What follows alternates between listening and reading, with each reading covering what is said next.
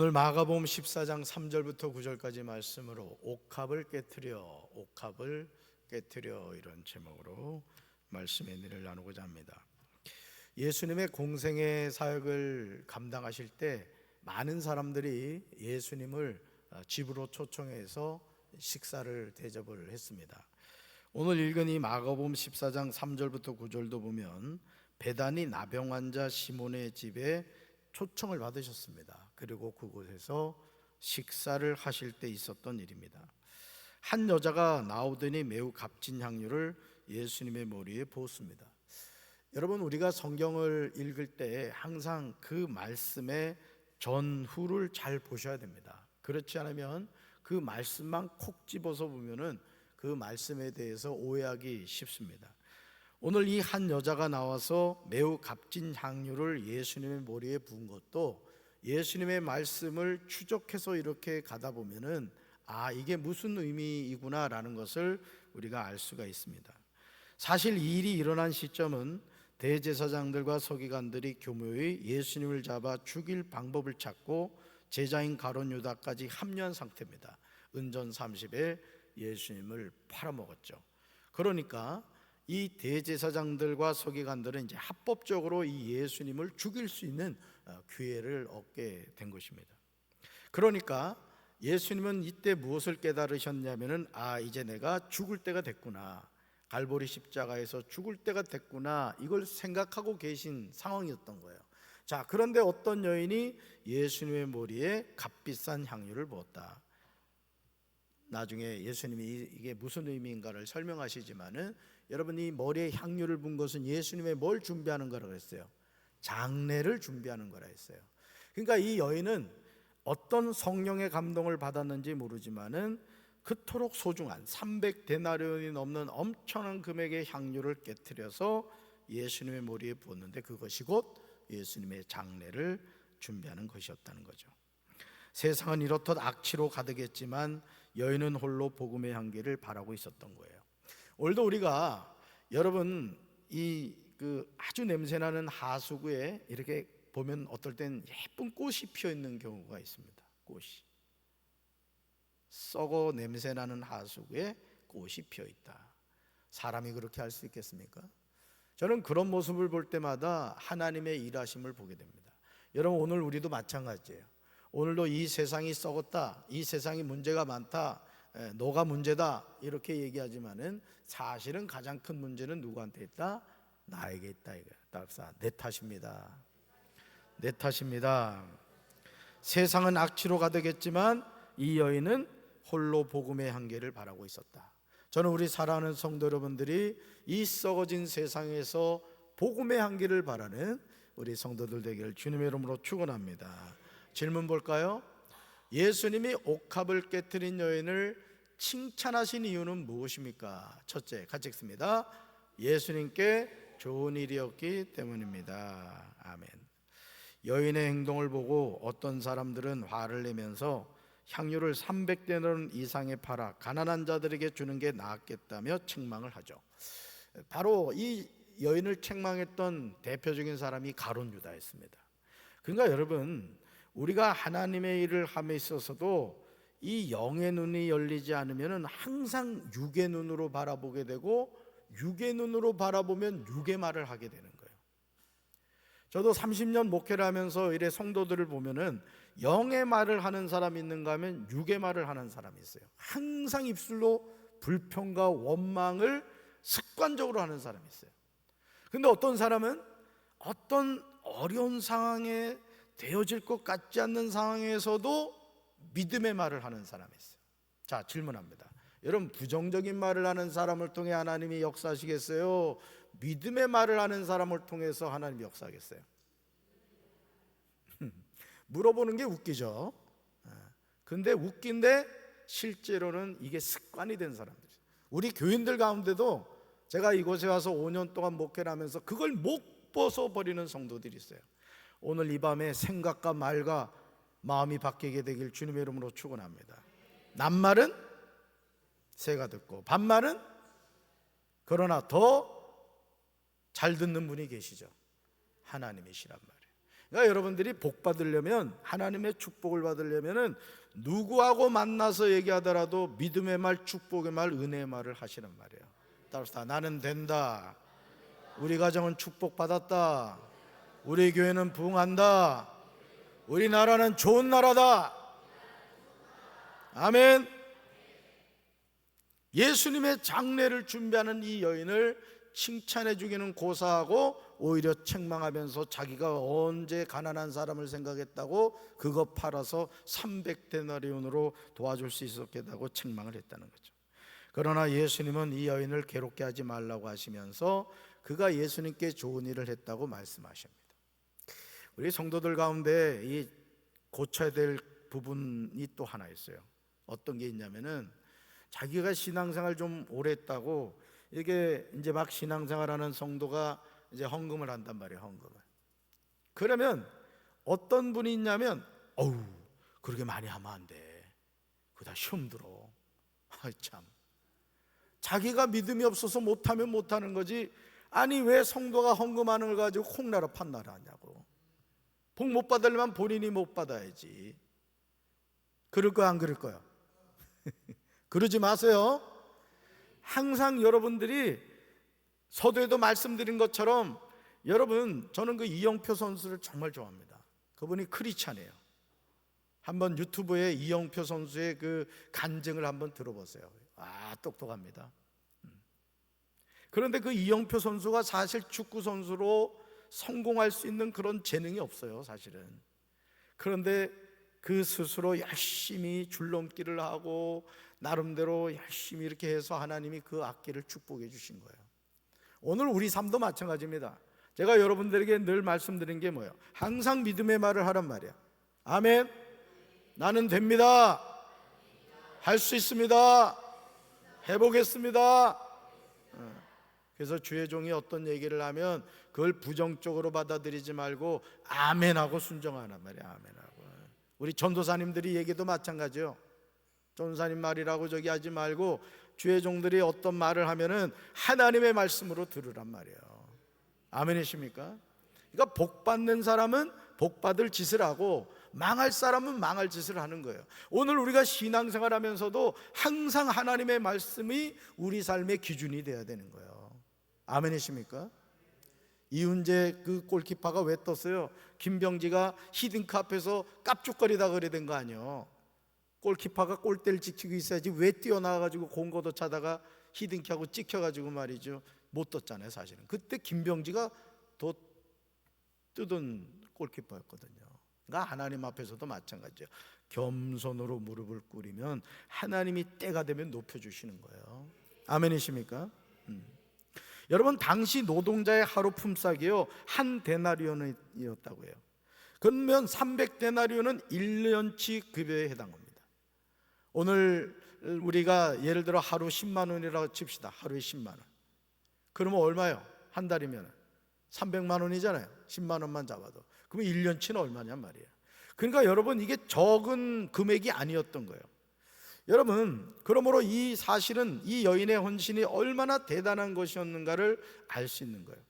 여인의 행동은 무모하거나 무의미한 것이 아니었어요. 예수님을 다른 무엇보다 소중히 여겼기에 가능한 일이었던 것이죠.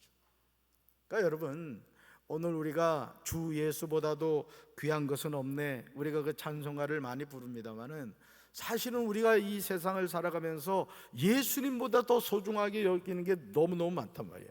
아, 난 오늘 이 천국은 마치 이거 찬양 듣다가 내 심장마비 걸린 줄 알았네.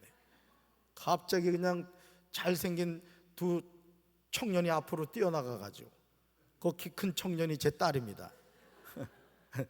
아니 제가 금요 성령기도에 올라오는데 은사하고 우리 이내가 2층에서 뭐라 얘기를 하면서 뭔 얘기를 하더라고요. 그래서 아니 찬양 연습을 해야 될 텐데 왜 밑에서 저 궁시렁거리나 했더니 이제 율동 연습을 한 거예요. 율동 연습을 잘했죠? 네, 박씨니까 잘하는 거예요. 자, 그런데 여러분 오늘 우리가 신앙생활 하면서 사실은 우리 인생에 가장 소중하게 여겨야 될 것이 뭐냐? 예수님이란 말이에요. 예수님.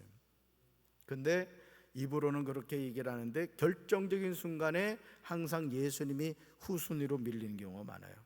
예수님은 물질이 있는 곳에 마음이 있다고 하셨어요. 주 예수보다도 귀한 것에 없네라는 찬송가 가사가 우리 신앙의 고백이 되어야 될 줄로 믿습니다.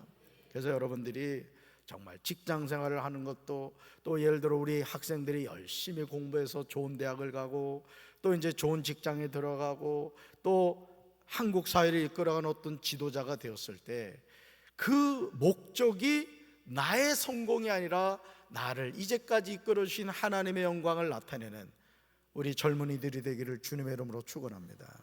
그래서 하나님이 찾으시는 사람은 어떤 사람이냐? 목표가 분명한 사람이 목표가.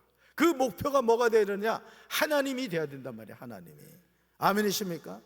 여러분들이 사업을 할 때도 마찬가지예요. 사업을 할 때도 그 사업이 단순히 내 가정이 돈 많이 벌고 잘 먹고 잘 사는 게 목적이 아니라 어떻게 하면 내가 하나님의 영광을 나타내는 기업을 이끌어갈 수 있을까? 내가 직장 생활을 해도 어떻게 하면 내가 근무하는 이 직장이 잘 되게 할 수 있을까? 그런 마음을 갖는 그런 믿음의 사람들이 돼야 되는 거예요. 할렐루야. 그런 믿음의 사람들 되기를 주님의 이름으로 축원합니다.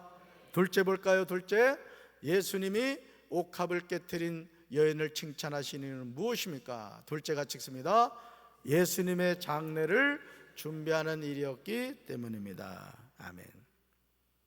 예수님은 여러 차례 자신의 죽음에 대해서 말씀을 하셨어요. 그런데 제자들은 받아들일 준비가 되지 않았다는 거죠. 여러분, 오늘 우리는 성경 말씀을 이렇게 읽으면서 그 말씀이 시작과 본론과 결론을 알고 있어요. 그러니까 제자들을 바라보면서 그 제자들이 너무너무 어리석게 느껴지죠. 왜? 우리는 예수님이 갈보리 십자가에서 죽은 것만 보질 않는단 말이에요. 성경을 몇 장 읽으면 죽으신 예수님이 어떻게 돼요? 사흘 만에 살아나시는 걸 우리는 안단 말이에요. 그런데 이 당시 제자들은 예수님이 다시 사실 것을 알았어요? 몰랐어요? 몰랐어요. 예수님이 그토록 얘기를 했음에도 불구하고 얘들아, 내가 이제 저 예루살렘 올라가면은 내가 십자가에 못 박혀 죽을 거야. 근데 걱정하지 마. 내가 사흘 만에 다시 살아날 거야. 수없이 얘기를 했단 말이에요. 수없이. 그런데 그 예수님의 말씀을 허투루 들었어요. 저는요, 제가 목회하면서 깨닫는 것 가운데 하나가 뭐냐면, 여러분이 신앙생활하면서 무시로 점검해야 될 게 있어요. 그게 뭐냐? 나는 예수님을 영접했는가? 나는 예수님으로 죄사함 받았는가? 나는 예수님으로 거듭났는가? 나는 지금 죽어도 천국에 들어갈 믿음과 확신이 있는가? 무시로 점검하셔야 돼요. 아멘이십니까? 네. 여러분, 우리가 이 건강검진을 받습니다마는 건강검진 주기가 2년마다 한 번씩이잖아요. 그죠? 2년마다 한 번씩. 우리나라 좋은 나라입니다. 네. 세상에 국민의 건강을 이렇게 점검해 주는 나라가 없어요. 여러분, 미국이란 나라가 왜 그 아스피린이 발달이 됐냐면은 아파도 병원을 못 간대요. 병원비가 너무 나와가지고. 그래서 아스피린 먹으면서 견딘다는 거야. 근데 우리나라는 어떻게 해요? 제가 가끔 몸이 안 좋아가지고 병원 가보면 그냥 우리 할아버지 할머니들이 그냥 얼마나 많이 와서 앉아있는지 그냥 병원 갔다 하루 종일 시간 걸려 그냥. 그래도 병원비를 안 낸단 말이야. 국가에서 다 해주기 때문에. 그래서 죽을래야 죽을 수가 없어. 우리나라는 죽으려고 해도 다시 살려놓으니까. 우리나라 좋은 나라죠? 네, 정말 좋은 나라입니다. 자, 그런데 예수님이 그토록 말씀하셨음에도 불구하고 그 말씀을 못 알아들었다는 거예요. 여러분도 마찬가지입니다. 우리가 지금 살아있으니까 우리가 이 죽음에 대한 두려움이 없죠. 제가 우리 윤종 집사 그 시아버지 얘기를 많이 했습니다마는, 여러분, 죽으면서 할렐루야하고 죽을 수 있는 사람이 몇 명이냐 있겠냐고요. 교회 다닌 지 1년도 안 된 분이 할렐루야하고 돌아가셨다니까. 할렐루야하고. 얼마나 멋진 죽음이에요. 그러니까 우리는 항상 죽을 준비를 하고 살아야 돼요. 아멘이십니까? 그러려면 뭘 가져야 되겠어요? 믿음의 확신을 가져야 된답니다. 믿음의 확신을. 아멘이십니까? 여러분, 예수님의 제자들은 서로 높은 자리만을 탐하며 이 땅에서의 영광만을 생각했다는 거예요. 그러니까 오늘 우리도 신앙생활하는 목적이 돈 많이 벌고 세상에 성공하고 뭐 내가 바라는 거 다 이루고 무슨 뭐 저 무당이나 점쟁이 찾아가는 거고 하나님 찾아오는 게 똑같은 거야. 그게 아니죠. 여러분, 무당하고 점쟁이는 그냥 어떻게든 잘 되면 돼. 윤리적이고 도덕적인 거 상관없어. 그러나 우리 예수 믿는 사람은 잘 되는 게 목적이 아니란 말이야. 가장 궁극적으로는 예수님으로 구원을 받고 하나님이 주시는 축복을 누리며 살아가는 거예요. 목적 첫 번째는 하나님이란 말이에요. 하나님. 그리고 그 하나님 따라가 보다 보니까 뭐가 같이 따라와? 복이 따라오더라 이거예요. 복의 근원이 되게 해주시더라 이거죠. 이거 아주 중요합니다. 이게 뭐가 앞에 있느냐가 중요한 거예요. 자, 제자들은 그렇게 이 땅에서의 영광만을 구했는데 이 여인은 예수님을 사랑하는 순수한 마음으로 옥합을 깨뜨렸어요. 여러분, 300데나리온이라는 이 엄청난 금액의 옥합을 깨뜨리는 게 쉽지 않잖아요. 그런데 하나님께서 이 여인에게 그런 감동을 주신 거예요.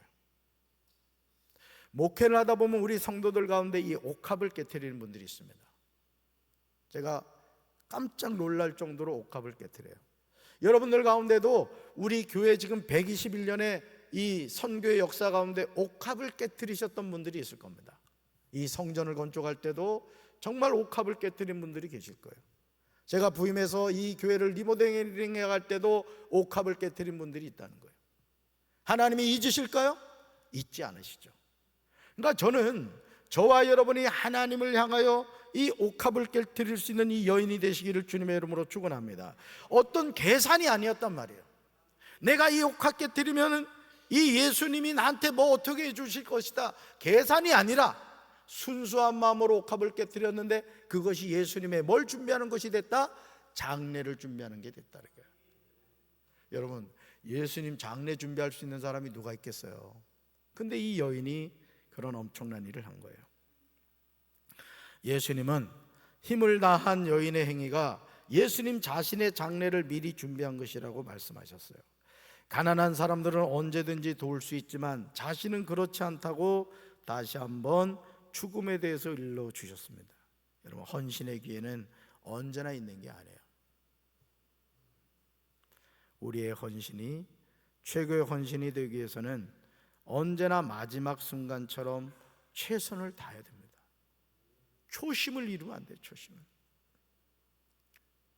저같이 목회하는 목회자도 항상 이 초심을 가져야 돼요. 늘 하나님을 더 사랑하고 하나님을 더 가까이 하고 교회를 사랑하고 성도를 사랑하는 목사가 돼야 된단 말이에요. 사꾼이 되면 안 되잖아요. 성도 여러분도 마찬가지. 교회 나오면 너무 좋고 하나님 이름만 불어도 눈물이 나고 내가 처음 주님을 만났을 때 그 감격과 감동이 늘 가슴 속에 있고 말이죠. 우리 아내분들 신랑 만나면 막 가슴이 막 두근반 세근반해?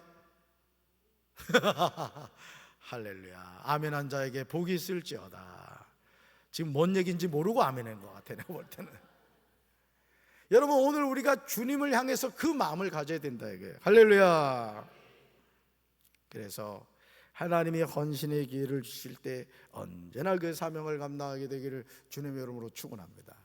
제가 우리 교회 보일러실 청소 얘기를 했더니 누가 하겠다고 지금 헌신을 작정하신 분들이 있어. 너무너무 감사해요. 하나님의 일은 때가 있더라고요. 그러니까 저도 우리 교회 부임해가지고 5년 동안 지금 정신없이 이렇게 사명을 감당하고 있습니다만은 제가 깨닫는 게 뭐냐면 하나님이 감동 주실 때 순종하면요, 하나님은 다 되어지게 하세요. 하나님의 공식은 뭔지 아세요? 하나님의 공식은 물질을 이렇게 주고 하나님의 일을 하게 하지 않아요. 믿음을 갖고 그 일을 해가면 그때부터 하나님이 착착착 채워주시는 거예요. 아멘이십니까? 여러분도 마찬가지예요. 여러분도 하나님을 위한 헌신도 마찬가지입니다. 시간을 내는 것도 마찬가지예요. 속회 예배 빠지지 말고 드리시란 말이에요. 성교회도 마찬가지예요. 하나님께 예배드리는 것도 마찬가지예요. 여러분이 주님을 향한 그 진실한 마음을 가지고 충성할 때 하나님이 여러분의 삶을 축복해 주실 줄로 믿습니다. 우리 셋째 볼까요? 셋째, 예수님이 옥합을 깨뜨린 여인을 칭찬하신 이유가 무엇입니까? 셋째, 같이 읽습니다. 온 천하에 기억될 일이었기 때문입니다. 아멘. 여러분, 우리 한국 교회에도요, 이 여인처럼 자기 삶을 깨뜨려 헌신한 여인들이 많았다고 합니다. 그 중에 한 사람이 전주 고아원 설립자이자 거리의 성녀라고 불린 방애인이라는 여인이었다고요. 이 여인은 예수님 믿는 부모 아래서 신교육을 받으며 성장하여 교사가 되었지만 영혼의 갈증은 어디서도 채울 수 없었대요. 그러던 가운데 21세에 하나님의 음성을 듣고 삶이 달라졌다는 거예요. 이제 우리 박인혜 전도사 나이 때 하나님의 음성을 들은 거예요. 하나님의 음성을 들으니까 이 세상 모든 것이 다 무익하다는 게 느껴진 거예요. 그러니까 어떻게 하면 하나님을 기쁘시게 드릴까, 이런 갈증이 막 생긴 것이죠. 그래서 학교 생활 외에 대부분의 시간을요, 가난한 자들과 병든 자들의 친구로 지냈대요. 정신이 연약한 이들의 의식주를 직접 챙기면서 목욕시키는 일까지 마다하지 않았대요. 21살짜리 처녀가 말이에요. 심지어는요, 나병 환자들의 썩어가는 몸을 손수 닦고 어루만지면서 눈물로 기도해 주었다요. 여러분, 나병이 어떤 병이에요? 진물이 나고, 그죠? 이 몸에 이게 코가 떨어져도, 귀가 떨어져도 통증을 못 느끼는 게 나병 아니에요. 그런데 그 나병 환자들을 말이죠, 씻어주고 닦아주고 어루만져 눈물로 기도해 줬다는 거예요. 그리고 1933년 24세의 나이로 하나님의 품으로 돌아갈 때까지 이 방해인이라는 여인은 하나님께 온전히 자신을 바치며 살았다는 거예요. 그러니까 목회도요, 적당히 할 수 있습니다.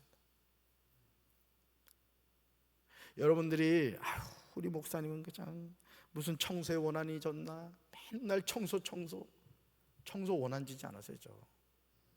하나님의 일이기 때문에 그런 겁니다. 여러분도 마찬가지예요. 여러분들이 어떤 일을 맡든지, 내가 속해 인도자의 사명을 맡았다, 선교회 회장의 직임을 맡았다, 또 저 같은 교역자다, 또는 내가 어느 부서 부장이다, 교사다, 그러면 그 직을 주신 분이 하나님이시라는 사실을 여러분 믿으셔야 돼요.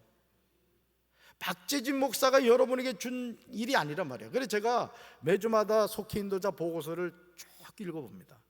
여러분들이 써놓은 거를 제가 다 밑줄그면서 봐요. 밑줄근 거. 그래서 전화해 주십시오 하면 제가 전화하고, 신방해 주십시오 하면 신방합니다. 그 내용을 쭉 보면은 속해 인도자가 속도원들을 얼마나 사랑하는가를 제가 알아요. 어떤 속해 인도자는요, 속도원 한 명 한 명에 대해서 이 사람은 이런 기도 제목이 있고 이렇습니다 하고 쫙 써놔요.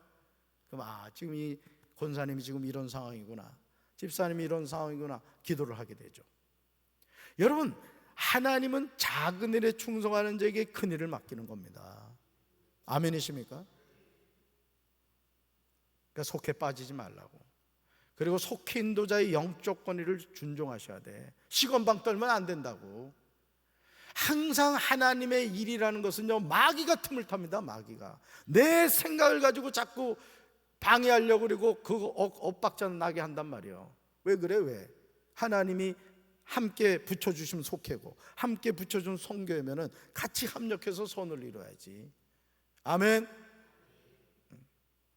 그래서 예수님의 말씀처럼 옥합을 깨뜨린 여인과 초기 한국 교인들의 열정적인 헌신은 지금도 복음이 전파되는 곳마다 기억되고 있어요. 제가 말씀드렸잖아요. 저희 고향교회도 권복순 전사님이 여자 전도사님이에요. 괴나리 보찜지고 들어오셔가지고 그 가난한 그 산골 화전민들 그 살고 이런 동네였어요. 저희 물론 마을 그 좀 벗어나서 그렇긴 했습니다만은 그런 동네에 뭔 복음을 들고 들어오냔 말이에요. 근데 제가 태어나기 2년 전에 그 동네에 들어오셔서 교회를 개척해서 장하동 감리교회가 세워진 거예요. 제가 그 교회 출신이 일대 목사가 된 거예요. 일대. 그 전도사님이 뿌린 씨앗의 첫 열매가 된 거예요. 물론 뭐 그렇지 않고 이렇게 또 목회자가 되신 분이 두 분이 있었어요. 두 분이. 오늘도 저는 우리 사랑하는 성도 여러분들이 하나님이 주신 사명에 열정을 가지고 사명을 감당하게 되길 주님의 이름으로 축원합니다. 옥합을 깨트리는 성도가 됩시다. 물질을 버는 목적도 하나님을 위하여 옥합을 깨트리고, 내가 열심히 공부하는 목적도 나 좋은 대학 가고 좋은 직장 들어가는 것이 아니라 내가 좋은 대학 들어가 하나님께 영광 돌리고 내가 좋은 직장 들어가 하나님의 영광을 나타내는 그런 꿈과 비전이 있어야 된단 말이에요. 아멘이십니까?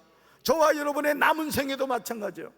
여기서 우리 청년들을 제외하고 다 우리 이제 인생이 꺾인 사람이잖아. 여기 있는 저도 꺾인 인생 살아가고 있어요. 살아갈 날이 살아온 날보다 짧단 말이에요. 그럼 어떻게 살아가야 되겠어요?